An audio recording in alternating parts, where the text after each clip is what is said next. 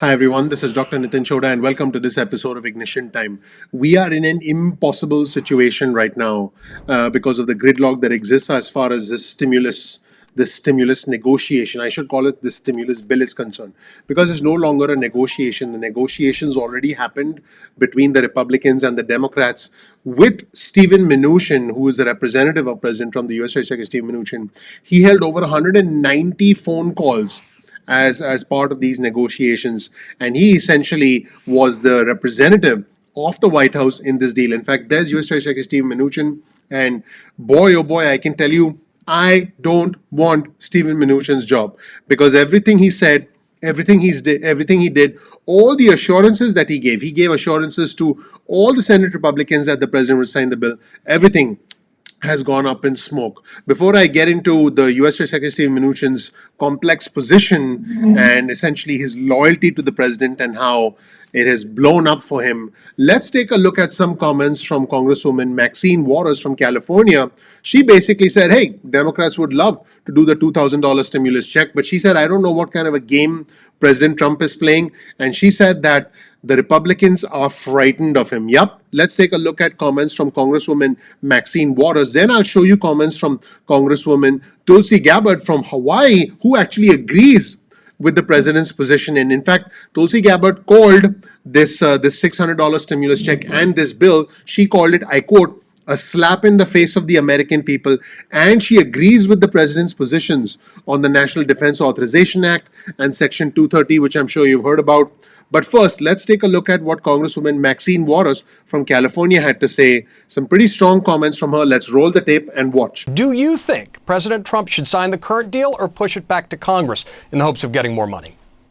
Well, first of all, Democrats would love to have $2,000 to all of our families. We fought very hard for $1,200. We wanted at least what we had in the CARES Act.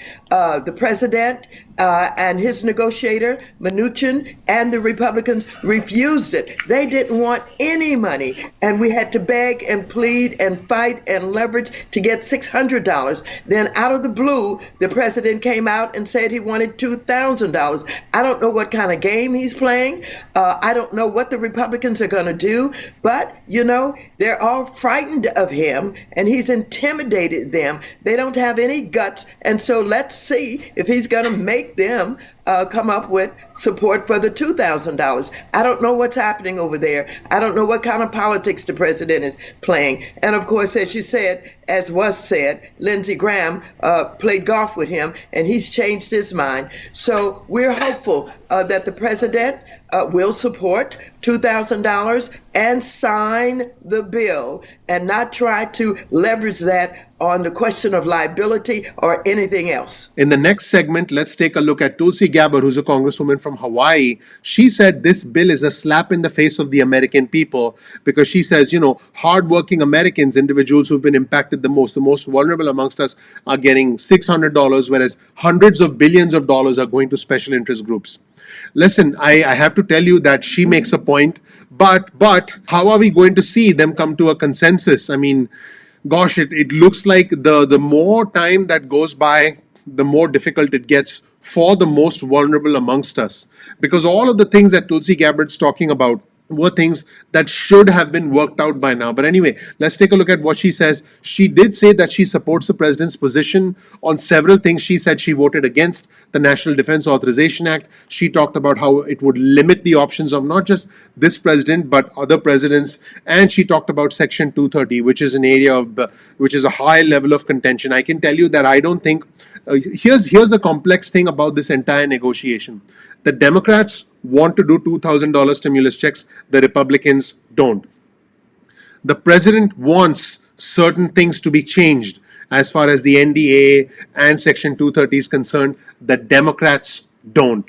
This is the complex problem. This is a horrible checkmate situation. And if the president would sign the bill, we can live to fight another day. But I unfortunately, the more time that goes by, the more complex the position becomes. Let's take a look at what Tulsi Gabbard, Congresswoman from Hawaii, had to say, and let's roll the tape. So joining me now is Tulsi Gabbard, Congresswoman from Hawaii. She is one of two House Democrats who broke with their party and voted against the stimulus bill, and she joins us now. Congresswoman, great to have you here tonight. Thank you for being here. So why did you vote against the bill? Because this bill was a slap in the face to the American people. People who are sitting in their cars waiting in line for hours to get free food from the food bank, people who've been without jobs for months, people who are concerned about getting evicted from their apartments or their homes because they haven't been able to pay their rent. To say that it's okay to give hundreds of billions of dollars to corporate special interests, to foreign countries, to the military-industrial complex, but to the American people who are struggling and suffering and who need help the most, you get $600. It's an absolute insult, and the American people deserve better. You know, on the defense bill, as I said, there is $7 billion in there. We heard from General Milley, chairman of the Joint Chiefs, that he was very concerned about the Chinese buildup of the Navy. He feels that we are unprepared in terms of our naval ships, and he wants to put that money towards that. Do you think that that is a wise idea? And how ready do you think we are, given your own experience and your service in Iraq? Well, that's a very big topic about our defense priorities, and whether you look at the big, massive spending bill that I voted against a couple of nights ago, that's one area where we should be asking questions about how our taxpayer dollars being used in a responsible way that best serves the emergency that we are facing. I think you're also talking about this National Defense Authorization Act.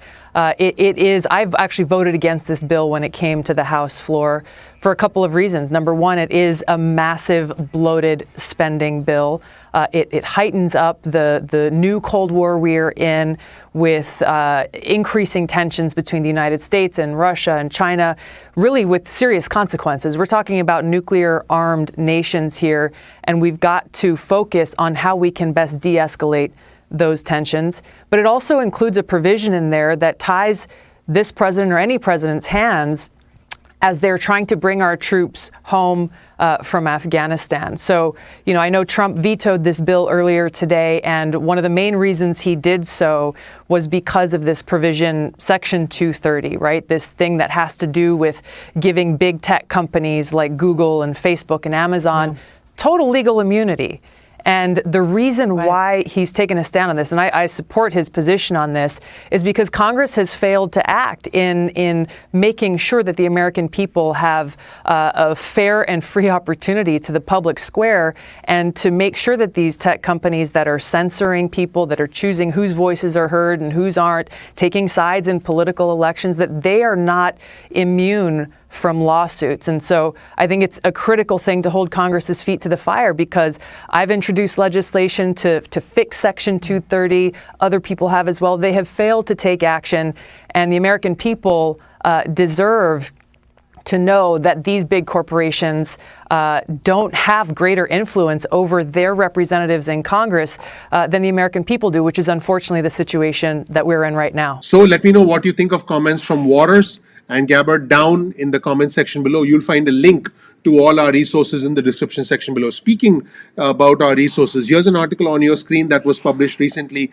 by the Washington Post. Mnuchin's loyalty to Trump could end with painful setback as the president shreds the stimulus deal. Democrats and Republicans had thought that U.S. Secretary Mnuchin was speaking on behalf of the president when they were negotiating the $908 billion agreement, but President Trump quickly called it a disgrace. You're going to find this hard to believe, but 48 hours ago, yes, 48 hours ago, Roy Blunt, the Republican senator from Missouri, said, and I quote, "We've been assured that the president would sign the bill, and I have no reason to believe that Secretary Mnuchin did not believe that." That is what he told reporters on Thursday of this week, believe it or not. And here's the interesting thing. On that day at 12:59 p.m. East Coast time, Mnuchin sent out a tweet, and it was basically a congratulatory message to congressional leaders, thanking them for their vote to approve, I quote, "additional critical economic relief for American workers, families, and businesses." He said, "I want to thank President Trump for his leadership."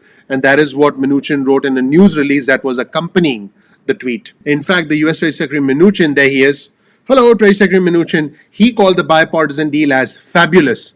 And President Trump, hello, President Trump, called it a disgrace. This guy is a representative of the president, right? This guy called it fabulous, and the president, a few hours later, called it a disgrace. Yep, here's a quote on your screen from Brian Riedel, who's a conservative policy expert at the Manhattan Institute, and he said, and I quote, loyalty and assistance to President Trump generally gets rewarded with humiliation. This is how it ends for a lot of people who work for the guy.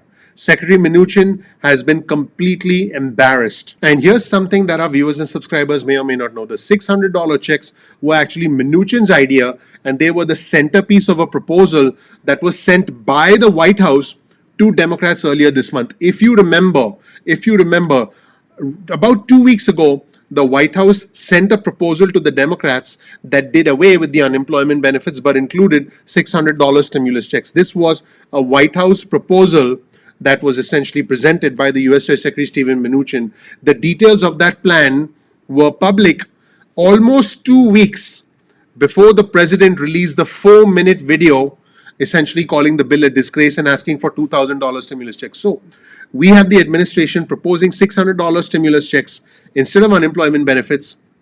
Then we have Congress, then we have the House and the Senate coming up with a $600 stimulus check bill as well as $300 per week. And then the president says, no, I want $2,000 stimulus checks and I want many elements of the pork to be removed. This has been the sequence of events in the past 2 weeks. I've mentioned this before. It's a game of chess. You'll see the chessboard here. Everyone's moving their pieces around, but now it's too late. We are out of time to play any more games. They've been playing games for a long time. Unfortunately, it looks like they're still playing games, but we are out of time. We are out of time. And I think a fitting end to this video will be a comment from someone who hangs out with Steven Mnuchin. By the way, in case you didn't know this, US Treasury Secretary Steven Mnuchin likes to go on bike rides.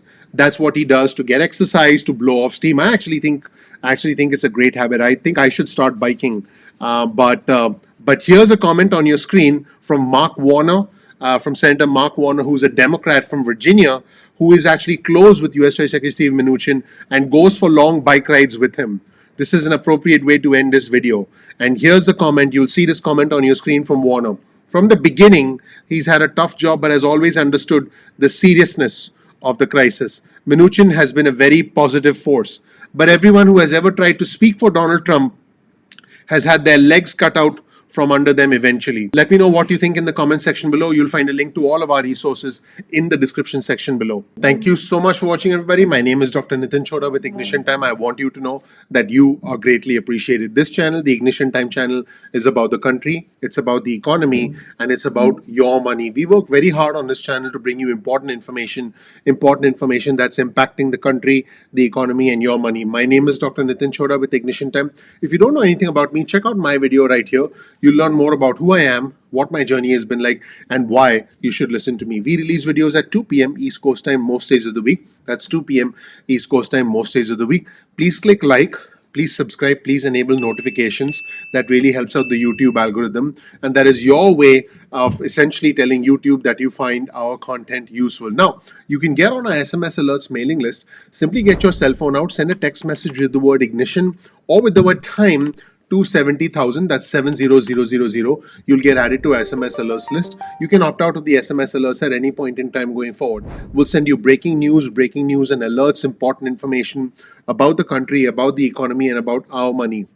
I want our viewers and subscribers to know that for me, it's not about the red or the blue. It's about the red, white, and blue. I'm not Democrat. I'm not Republican. I'm American. For us, it's all about trying to understand how the country works so that we can make sense of this unusual, this bizarre world that we live in. You can also get added to our email list. Simply go to ignitiontime.com/alerts. That's ignitiontime.com/alerts. And then you can get on our email list. Now, you can opt out of the email list or the text message list at any point in time that you want. Keep in mind that YouTube does not always send out notifications on time. So all I want you to do is simply bookmark youtube.com/ignition time. That's youtube.com/ignition time. And then you'll be able to visit the homepage of our channel and check out our videos at any point in time that you want. So I think you'll find that extremely valuable. One of the things that I'm extremely proud of is our community. Our community is very intelligent, very respectful, it's bipartisan, it's growing rapidly. So please comment below and engage with our community. You might make some new friends in our community. Also, if you find this video helpful, please share it with just 2 friends or family members. My only request is share this video with 2 friends or family members. By the way, speaking of subscribe, if you click on the little subscribe button on the bottom right hand corner here, you'll be able to, you simply click twice and you'll be able to get subscribed to our channel. So you'll be able to get instant alerts from YouTube moving forward. Now, also, this is important. If you want to learn more about the resources that we use in our videos, simply check out the description section of our videos. We mention our resources in every video in the description section, so definitely make sure you check out the links in the description section below. Once again, thank you so much for watching. Please click like, please subscribe, please ignite that like button because the name of our channel is Ignition Time. I really appreciate you watching. I'm looking forward to seeing you in the next episode of Ignition Time. I'll talk to you soon. Bye.